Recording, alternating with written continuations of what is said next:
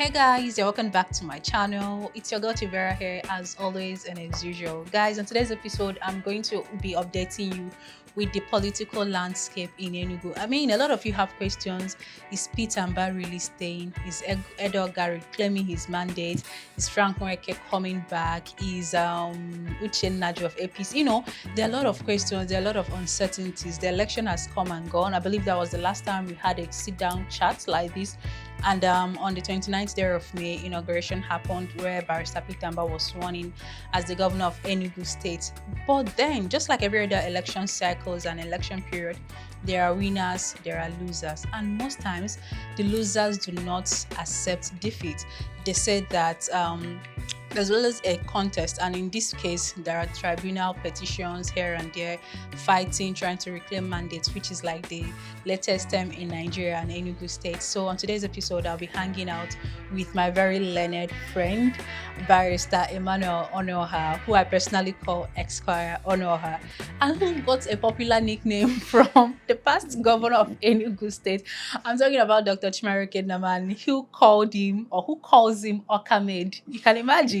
So you should know the kind of person he is, that he got in some sort of Twitter bant that Chijioke had to nickname him Okamed, trying to put down him, but he's a very solid person right here. So with him today, we'll be discussing the chances that Peter Mbah might remain in the Lion Building, or that he will leave and make space for whoever. Because, and the surprising thing about this petition is that people like Comrade Chris Ago, who came a distant position in the election, also filed a petition trying to reclaim his mandate. According to him, he won the election and he wants the INEC to declare him the election. I'm talking about the person that did not come fourth, he didn't come fifth. But I mean, who am I to judge? The law has its own procedure, and like my friend earlier told me, there are things that will just happen. I mean, law is somehow. Anyway, without further ado, let's delve right into it. So first of all, welcome. Thank you very much. You're welcome. How are you doing today? Very well. All right. So first of all, the tribunal has been on for 2 months now, getting to 3 months, and we've seen the turns and the twists and everything going on. So I just want you to break it down for us, coming from the legal perspective and someone who has been following the tribunal. What exactly has been going on? All right. We all know, the elections happened in March. Yeah. So I think the results was declared a week after. Yeah, almost a week after Enugu election. So there was that issue. Yeah. So thereafter, INEC declared Peter Mbah as the winner of the election, and then the next battleground was to move from the polling unit and to the courts now. Yeah. So, and the law gives anybody who is aggrieved with an election 21 days after the declaration to file an election petition. And we saw that Labour Party's candidate Chijioke Edeoga filed an election petition. We saw Uche Nnaji of the APC file his. Frank Nweke of APGA also filed petitions, and I'm sure there are other, PRP also PRP, yes, all filed petitions. And then as at today, hearing in most of those petitions are right about concluding. They are now going into a phase of exchange of written addresses, written arguments, and then after that exchange of written addresses, the next thing would be for them to come to court and adopt the addresses, and then it will be judgment. So we are getting right to the time that we get the decision. Okay, so in case you don't know, currently in Enugu, we'll still discuss that Frank Nweke of APGA has withdrawn his petition, which personally for me wasn't such a good decision. I don't know what his reasons were, and I say this because during the election period, Frank, if you agree with me, was someone who was very vocal on social media. He was that person that, the younger generation believed in because he spoke our language. He was always there tweeting, posting and all that. And a lot of people believed in him. But while a lot of us believed in him, there were also this set of people who didn't believe in him, who said that Frank doesn't love Enugu. I'm gonna use that quote, air quotes. He doesn't love Enugu. That he always shows up in Enugu during election period. After election, if he loses, he's back to wherever. I know it's like he just comes in, campaigns and goes and all that. And we are sort of seeing that play out again. He lost the election. He came third, which with a very wide margin. I mean, Edeoga had 157,000 votes. Frank had 17,000 votes. So that's like, I mean, if it's in relay, maybe you would have forgotten the match and you are still coming back to collect baton and all that. But that's notwithstanding, he withdrew the case, and so far there's not been any official address from him as to why did you do this, what is the fate of those that believed in you and all that. And it's also putting him, for me, his brand, in a questionable character. Reason being that, during the election period, people argued that he was PDP's product. Of course, they all came out from PDP, and most of the politicians in Enugu started from PDP, and that he was just there to sort of dilute votes and ensure that PDP wins. That was first allegation. Second allegation was that he doesn't love Enugu. He just comes to contest, go back, contest, go back. That is one. Second. Then the third one was, I've forgotten the third one, but with him coming now, dismissing the result, does that mean that he believes that he now agrees with what the court is saying? Sorry, what INEC has said. What was the implication of him withdrawing his case? Well, what it simply means is that he, for whatever reason, no longer intends to pursue the case in court. So he's comfortable with the result. That is what it means. I mean, when he filed his election petition, what he was doing then was basically challenging the result, and he would be asking the court to declare him as the winner. Okay. So if he wakes up one day for whatever reason and decides to withdraw the petition, it means that he no longer believes that, that there has been a shift in his position. Okay. And like you said, it came as a shock to me. Then on the other hand, it wasn't so shocking too. First, why it was a shock was because I wasn't expecting it. Okay, I would have thought that for him to take that step, because he's somebody that we have interacted with multiple times on social media. Yes. I expected that immediately before or after that withdrawal, a statement from him to his supporters would have, made his supporters understand his reasons first, and also then feel good carried about along. It. Yes, feel that they are being carried along, that this is our project, we fought for this, we did this, we did that. Now you're taking this decision, we are being informed of it. So that is the shocking part for me. On the other hand, like you pointed out, I mean, the margin between him being the third person and the person who came second is very, very wide. Yeah. So I would think that that also influenced his decision. Yes, that may have influenced his decision. He might have thought that there is no point fighting this. So that's. And perhaps the financial implications. No, of course, right? There are financial implications in election petition. Those things don't come cheap. Really? Yes, you see. It's looking like a battle of senior advocates. Yeah. You see a particular candidate having as much as 10 senior advocates on his side. And they don't charge pro bono. No, they don't brief senior advocates for peanuts. You can be sure. Wow, interesting. Election do come with a lot of financial responsibilities. All right, so moving away from ABGA, for APC, his case was sort of dismissed. Yes, we learned that there were certain steps that APC candidate Uche Naji ought to take within a period of time. I did make the point to you earlier off camera that election petitions are sui generis. That's a Latin term for being special in nature, being governed by its own set of rules. It's a common fact that in Nigeria, litigations take time. Yeah. Okay? You can see cases lasting up to 10 years. But in election petitions, they are time-bound. You must complete them within a specific period of time, 180 days from beginning to the end.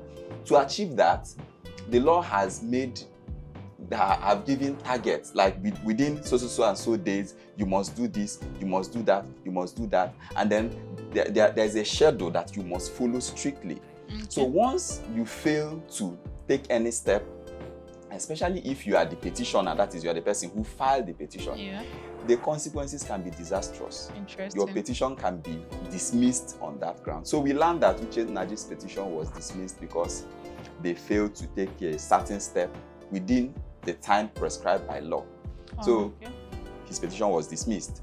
He filed an appeal against that decision.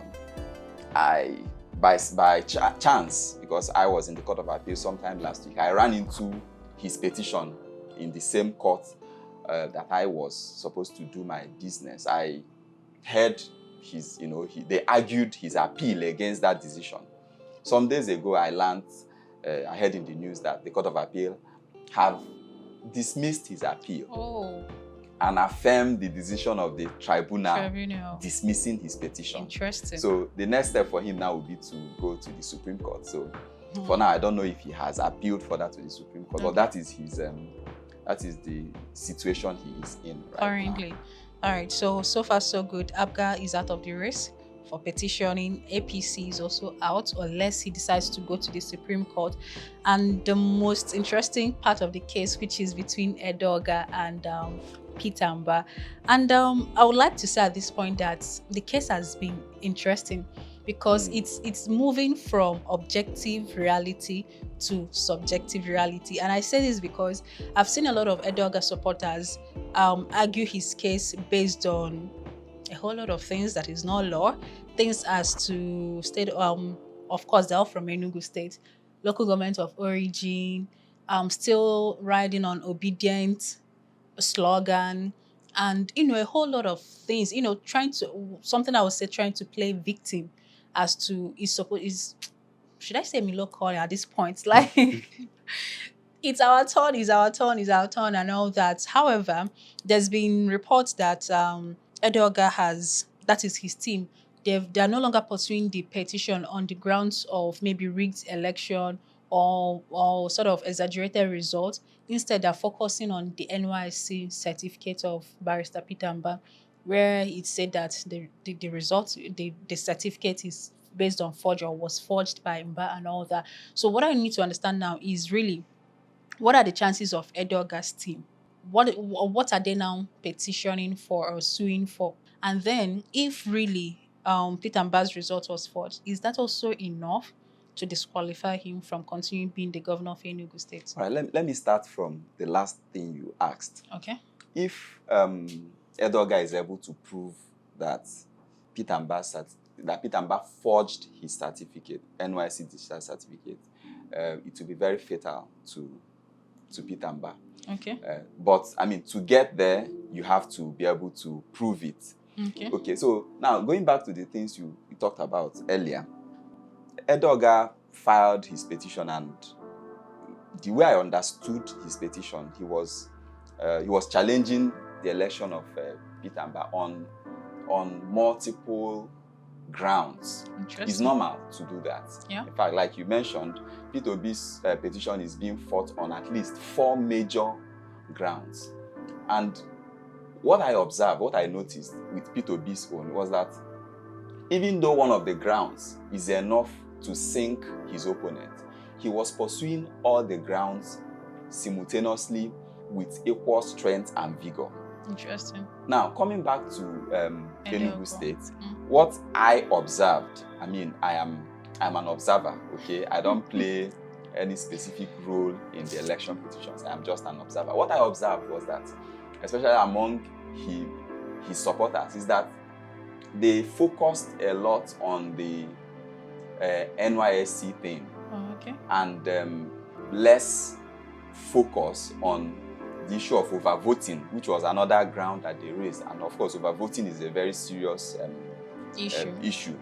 Now, why I said so is because I am aware that after the election results came, even before filing their petition, they got an order from the court to inspect beavers. Okay. The court granted them that permission. Okay. Now, you can tell that that step is so as to get facts with which to establish overvoting. Okay. Now, they did not go ahead to inspect the beavers that they received permission for as far back as 29th March. Interesting. I am privy to a letter they wrote sometime on the 26th of June, which is roughly 3 months from the time they got that permission. Interesting. Asking that, okay, they now want to inspect the beavers. Now, for me, I found that to be very shocking. You know, I made the point earlier that election petitions are very special in nature. Yes. In fact, the highest number of time they give you to do anything in an election petition is 21 days, which is to file the petition. Yeah. Final written addresses, the one for the presidential is flying around on social media now. It is 40 pages. But what they have to file 40 pages argument is 5 days. Okay. So, meaning that if you, in fact, any lawyer who knows election petition or have played in that space knows that it is very strenuous. Okay, you have to be on top of your game. Yeah. So you don't sleep for 1 second. You don't joke with anything. That's true. I mean, you have seen the consequences for Uchenna. Yes. So, but these guys got permission to inspect beavers as far back as March. And for whatever reason, they did not take any steps that we are aware of, except the letter they wrote in June. So now, you might wonder, what were they doing between March, April, May, and June? They were talking about Peter Mbah's NYC discharge certificate, how he forged it. Okay, so you would see that the focus they kind of drummed down on this issue. So by the time they should I use the word woke up to, you know, coming back to inspect beavers, their time, because the Election Petition Tribunal also gives you a schedule, you know, of time to open your case here, close here. So you have a limited number of time to do your case. So by the time they started going back to that issue, they were already running out of time. Now, another thing which is also out there on the public domain is that they got a subpoena to INEC to produce certain beavers to the court. I have seen a copy of that subpoena. And the subpoena, of course, we know that where they are alleging that this overvoting took place was in Kano East. Yes. Each local government have codes. Just like the state, Enugu State Code is 14. Okay. But in the subpoena that they served on INEC to produce beavers in court, the beavers they were asking for were beavers from a particular local government with the code 08, which is a local government in Ibueze, either Ibueze North or Ibueze South. Interesting. So now, is it that somebody made an error in selecting the codes, because beavers machines are identified by their codes? Okay, so 14/08, it means you are asking for beavers from somewhere else, not in Kano East. And INEC simply complied with what they asked for in the subpoena and presented it. So how these things will play out eventually is what I don't know. Nobody has the crystal ball, right? But you could get that sense that it appears that they could have done better. They could have done better. You know, for us, the standard is Peter Mbah and how he has conducted himself and his case. And I have been very impressed with his level of dedication, focus, attention on his petition. He was personally present all through, saw everything till he closed his case. And of course, we that call ourselves the obedient, we can afford to, you know, talk on social media on his behalf and all that. But for him personally, you will notice that within that period, he wasn't engaging on any battles with words with anybody. It was No. Yeah. But coming back to Enugu, we saw something different, and I feel they could have done better. Interesting. How it will play out, you know, in the end, we don't know. But you see, there is this people should be able to know what exactly is happening, so that when some of the results that will come from the tribunal comes, people won't think that this is completely out of the blues. Yeah. Okay? That's No, true. some people are on social media, especially for Edeoga, telling a particular story. And, when people believe that story and eventually the results come from the tribunal and it is different, people will have this sense that, what happened? This is what we have been hearing. So, there's a difference between what happens on social media and what happens in court. So people should try to make sure they are following up so that you don't get shocked and start thinking that, oh, they have done this, They've they done have double done that, rigging. they have done that. Maybe at Whereas this that point, may not be the case. maybe at this point, we might as well have to call for VAR now. As in football, since petition would not solve that. Anyway, so far so good. With following the courts and what has happened so far, we can conclude based on your take that the Edeoga team sort of watered down on their approach, because I recall that they filed their petition immediately Peter Mbah was declared. I saw that it was immediate. It's like they had even written it, awaiting what may come. And it's expected that they should have continued with that frequency or tenacity and all that. But from what you're saying now, with their legal proceedings, one would say that they sort of slowed down for reasons best known to them and focused more on the NYSC result. So, well, I don't know what the reasons might be. Maybe the NYSC had more strength or held more water. I don't know why, but at least. So I'm saying this for the interest of people watching, just like you said, so that they know exactly what is going on in the court. So the team has sort of watered down their efforts on the other grounds which they were petitioning against the result, focusing on the NYSC result. And so far, the last time we heard, the NYSC had come to testify against Mbah, stating that the result, the certificate was indeed forged, right? So, but a few days ago, I read a tweet from the media aide saying that DSS has testified in favor of him, saying, so what is this? The very first time I heard from Peter Mbah directly in a Twitter space. All of us were in that Twitter space.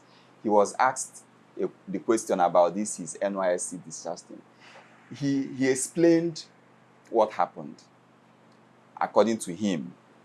And why his explanation made sense to me. Please, what did he explain? I was not there. Yes. Now, he explained that why it made sense to me first is because I am a lawyer. Okay. Okay? So I understand some of the things he said more than the average person may understand it. Okay. Now, Peter Mbah read law in the United Kingdom. For people who study law outside Nigeria, for them to be admitted as barristers and solicitors in Nigeria, they have to write 2 exams. We call them, the first one is Bar Part 1, the second one is Bar Part 2. Okay. For Nigerian graduates, they just go ahead to write Bar Part 2. So what he explained that day, which made sense to me, which is why I said I understood it better than many people may understand, is that he said he came back, he finished Bar Part 1. By the time he finished Bar Part 1, they have to now wait to join regular Nigerian graduates to do Bar Part 2. So, but there was a wide gap in time between by the time they finished and when Bar Part 2 will start. He said the person who was the DDG of Lagos campus, where incidentally I also went to law school, advised them then that, see, instead of you waiting and idling away while waiting for Bar Part 2, why don't you go and mobilize for NYSC? He said they took his advice, went and mobilized for NYSC. He was mobilized. He started his NYSC. Now, after he had gone about between 8 to 9 months into his NYSC program, just about 3 months remaining to pass out, Bar Part 2 was going to start. Okay. So his options are stay and complete NYSC, then do Bar Part 2 with another batch. Yeah. Or suspend NYSC, get an extension on NYSC, go and do Bar Part 2, get called to the bar and come back. And he said that for lawyers, you want to get called to the bar because seniority is very important to us. It doesn't matter if somebody has white hair and is 70 years. Once that person was called to bar after me, when I come to court, I take precedence before him. Oh. No matter how young I am, I look. So that makes sense. That seniority is very, very important for lawyers. So he said he chose whatever happens with NYSC, I prefer to go and do bar part 2 and get called to the bar. Okay. So he said he wrote for an extension, and then it was approved that he can. They told him that he should go, but if he comes back, they'll have to remobilize him to do the NYSC from the beginning afresh. Okay. He said fine, that he's willing to sacrifice that and make sure he gets called to the bar. So he went to do law school, bar part 2. When he finished and came back, he was now allowed, they now allowed him his first request, which is that they should give him an extension, that when I come back, let me complete the few remaining months remaining. So he said that by the time he finished law school and came back, they now allowed him to complete the 2 or 3 months remaining. Okay. And that he completed that and was given a discharge certificate. That was what he explained. And it made sense to me. Because, like I said, I understand that thing he explained about doing bar part 1, bar part 2, and needing to make sure you get called to the bar. I understand. So that was why those things made sense to me. But, I mean, Edeoga people are saying the certificate is false. It's an allegation, okay? And even though this is an election petition, when you allege something as serious as forgery, you have to prove it beyond reasonable doubt. Yeah. So, well, we'll see how they fare. But NYC has testified that is not from them, the certificate. Yes, they have. We have also heard that DSS have conducted an investigation and have come to testify also that there was some sort of bribery, that NYSC people were bribed to do this and do that. Well, the court will determine all that at the end of the day. It's a long thing. It's a long journey. So right now because I wanted to ask you if really there's anything like odds in law, like what are the odds? What's the odds looking like? So if this is Ludo, what's the key are we playing? Is it tilting towards Edeoga or is it tilting towards Peter Mbah? Because the truth of the matter is, word on the street has it that a lot of people believe Edeoga would reclaim his mandate, on the note that a lot of people still believe that there was serious overvoting in Kano East, which was even one of the reasons why the result announcement stalled in Enugu, because the result we had then was even greater than the actual human beings in that local government. Do you understand? So it was contended at the end of the day. I think the head of the person at that time, I've forgotten what they call him, sort of reduced the number and all that. So a lot of people still believe that because of that overvoting, that Edeoga has a chance to win, being that he came very close to winning, with his position and all that. And they also believe that with the whole thing PDP party was alleged to have done during the election, I mean, they were accused of vote buying, threatening people to vote for them, a whole lot of violent things, that could also help his case. But with what we are seeing now, it's like they've ignored all of those parts and focused mainly on the NYC thing. And with your submission right now, it's like it's 50-50. It could go this way and it could go that way. Definitely. Once a case is in court, there is no way you can beat your chest and say that this is exactly how it's going to go. It's okay to have some sort of confidence, okay, based on what you know, all right? But you can't really say that this is exactly what will happen. I mean, we have seen decisions from courts that have shocked us to our bone marrows. Okay? Even as lawyers, there are some that, it shock you. when people ask me, what do you think about? I can't even explain what you think. So as for odds, you can't really say, okay. But once the cases are still there, we'll continue to just keep our fingers crossed. But personally, I think that a lot of propaganda have gone into, the narratives that we see. Okay, you mentioned something about Kano East and overvoting. At that very beginning, what was being said then was that there was, I think they said something about 80,000 votes from a polling station from Nkanu East, whereas there were a far lesser number of registered voters there. You know that eventually that was shown to be false, that wasn't even true at all. Okay, so I think the what they said then was that the registered number of voters in Nkanu East was that votes from Nkanu East were up to 80,000 or something like that. Okay. But eventually, when we saw the document, we saw that it wasn't even true. It was about 30,000 thereabout. So, I mean, people should just do their bit to the best of their ability and hope for the best. It's not usually the best to play a whole lot of propaganda, play victim mentality, do some false narrative so that but if you ask even if you lose eventually, which you were even bound to, then some people will now have the sense that some things have gone under, that was why you lost. Whereas if they had known exactly what was happening, they ought to have known that, I mean, this thing is bound to fail. So I don't want to make any comments on the chances. As far as both of them are still in court, I believe that each of them have their chances. But in a very short while, we'll find out. We're gonna find out.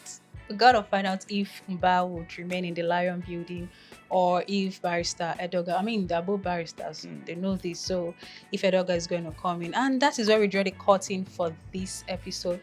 Thank you so much for joining. So far, so good. That is what the political landscape in Enugu is like.